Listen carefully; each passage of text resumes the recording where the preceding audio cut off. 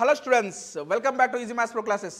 Students, ఈరోజు మన క్లాస్లో భాగంగా స్క్వేర్ రూట్స్ అనే కాన్సెప్ట్లో ఒక లాజిక్తో మనం ప్రాబ్లం ఎలా సాల్వ్ చేస్తామో చూద్దాము. క్వశ్చన్లో వెళ్ళిపోదాం. The square root of 0.4 bar.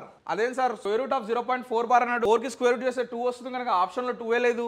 అసలు ఈ ప్రాబ్లం ఎలా సాల్వ్ చేస్తాము అని మీరు ఆశ్చర్యపోతున్నారా?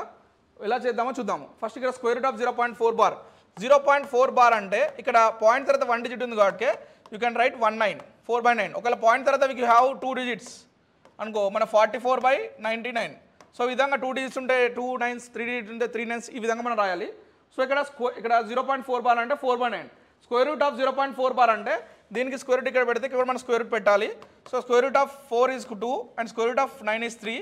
సో ఈ విధంగా 2/3 ఉంది. మనకు ఆప్షన్ చూస్తేమో బార్లో ఉంది, అందులో 2 కూడా మనకు ఆన్సర్ లేదు. సో 2 వచ్చింది కదా, మనం డివైడ్ అండ్ మల్టిప్లై బై 3 చేద్దాం ఒకసారి, లైక్ రేషనలైజింగ్. సో ఇక్కడ ఎంత వచ్చింది, 6/9. 6/9 అంటే ఇందాక నేను చెప్పాను, ఒక పాయింట్ వస్తే 0 పాయింట్ అది పెట్టొచ్చని.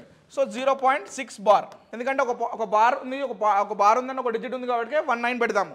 సో ఈ విధంగా మనకు ఆప్షన్ చూస్తే ఫస్ట్ది కాదు and second is option and this third and fourth or eliminated. So ఈ విధంగా మన ఆన్సర్ అనేది ఒక చిన్న లాజిక్. బార్ అనే క్వశ్చన్ వస్తే మీరేం కన్ఫ్యూజన్ అవసరం లేదు. ఈ టెక్నిక్తో మీరు ఆన్సర్ స్క్వేర్ రూట్ని ఈజీగా కనుక్కోవచ్చు. Okay students, thank you very much.